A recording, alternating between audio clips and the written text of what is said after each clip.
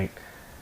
Hey, I'm Julian Clayton, aka Juelz, aka Juelz on the beat. I'm 17 and representing Miami, Florida, the South.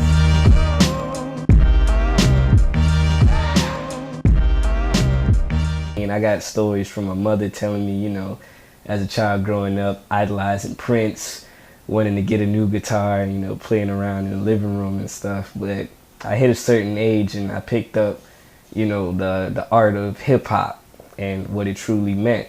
And, growing up in the early 90s, late 90s, 2000 era, I started to learn, this is a booming thing. People are making money off of this. So I started to pick a career. At first, I wanted to be a DJ, but I didn't see money in that. And then I thought rapper, but everybody wanted to be a rapper. So I didn't want to follow everybody. So I chose to be a producer. And pretty much shortly after that, I started getting deeper and deeper into it. I found myself in like certain situations where I'm the beatboxer in like little elementary school rap battles. And then, growing up in age, a little bit further in the future, started getting more in contact with my father, who was a big time reggae drummer in the past. And, he traveled all over the world. And later on came back to the US to be a producer, something I always wanted to be. And, he had it all from like the MPC 2000 XL, enough keyboards, the big 32 bus mixer, all that galore. He had it all. And, got more in contact with him, started learning more hands-on things, started learning, all right, if you combine this method with that method, you can end out with a great result as far as music. So around that time, I was in middle school, really getting hands-on into the music business. And then shortly after that, I started picking up and making my own beats.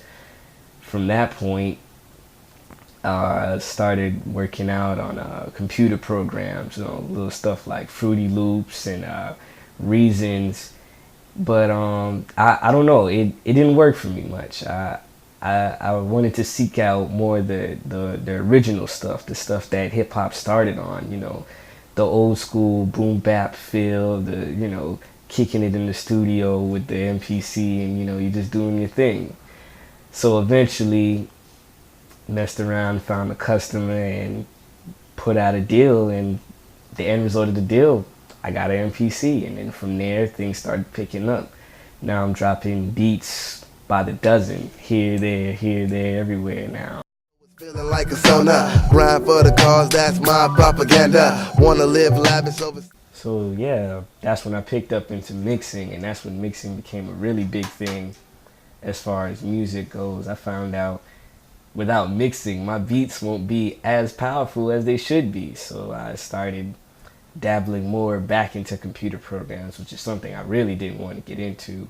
So from there, I started messing around, things like Acid and Pro Tools, things in that nature, and found luck in Pro Tools and started working from there. And that's when this whole world of like knowledge just got opened up. Private jet type of grind on you other niggas. Groovy, hippie high on you other niggas. That's when, and me and my brother, one of my brothers, Digi, we connected more because we had a linking, if you will, with music. So we in turn got together, and he started teaching me more stuff hands on as far as mixing goes, and eventually, I perfected my craft to the point where I can drop him beats now for nothing. Like, it's good, and he'll spit over it with ease because the mixing is tight, the production is tight, and it's an overall good product.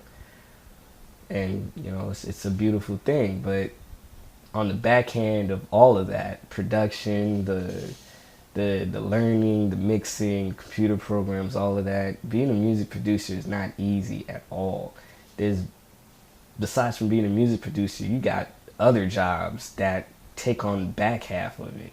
You have to be a producer, a lawyer, A&R representative, talent scout. You pretty much, as a producer, you're like a mother. You pick up yourself in this world. Your beats are your children. If you don't protect your children all the way to their destination, their point, and in life where they can make it to the artist and be a hit record, or make it to a mixtape and be that one single off the mixtape that actually goes somewhere, you're out of luck. You know, there are biters, thieves, people who take little sounds out of your whole ensemble of music and they can turn that into $1 million. So, you know, being a producer is like one of the hardest things next to being a brain surgeon.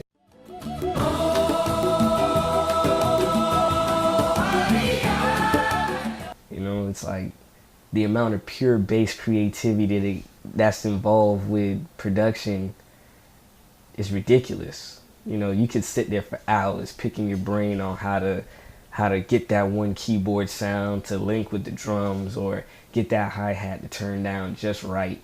It's ridiculous. But overall, I mean, when you get that finished result, and you know, you have the crowd listening, or you know, you have the audience listening, whoever's listening to it, when they hear that finished result and you get that, I want to say, instant gratification of the head nod right as the beat starts, that's a beautiful thing.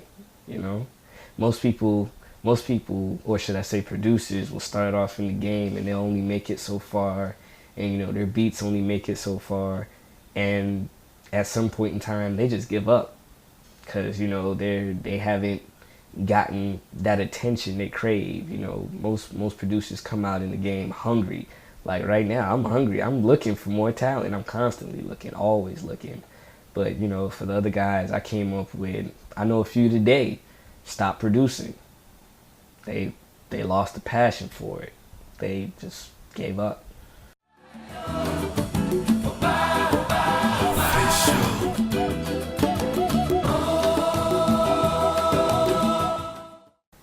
It's a lot going on. The music production game is very different from the rap game. It has a lot of similarities, a lot of tendencies that, you know, you would pick up on both ends, but it's a different ball game. You know, you actually put in more work, more creativity, more soul into a beat, into your own creation.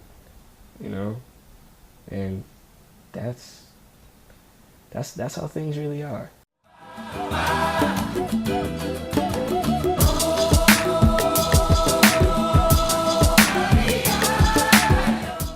You know, nowadays it's a struggle trying to find true lyricism like you used to back in the late early 90s and possible early 2000s. Like nowadays you hear a lot of stuff about swag rappers, and every other month there's a new dance out, you know, people trying to jerk or something, cat daddy, whatever that crap is, man.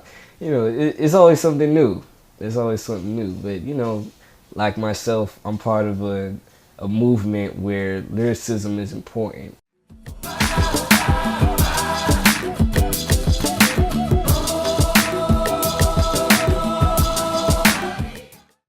I want someone dope to hear my beats. Dope, and when I say dope, I don't mean like, oh, you're heavy swagged out and your paper is flowing through the roof. Nothing like that. I mean, I want dope lyricism. I want you to attack my beat with raw power and just murder it lyrically. That's something I want to achieve. Likewise, I want not necessarily the credit, but the acknowledgement. I want you to hear my beat and be like, oh yeah, that's Juelz. That's that Juelz sound. That's that sound I know anywhere. And I'll be satisfied with that, you know? Just little stuff here and there. I'd rather take the knowledge of knowing that's going on than the actual credit of, yeah, my beat sold a mill and I'm getting money off of that. I'd rather take the credit of, yeah, you know my sound no matter where you are. That's that's the overall achievement at the end of the day.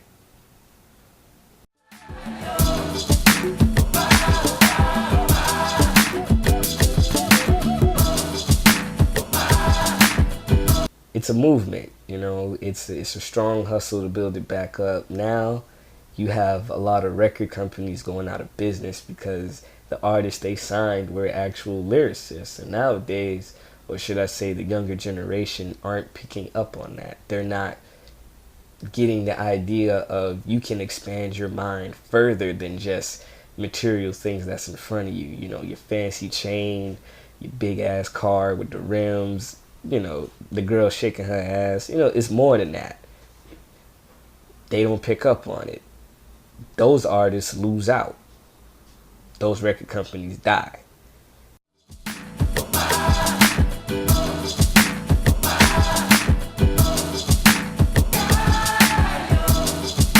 Within the next 10 years or so, there's a strong possibility hip hop can rejuvenate itself.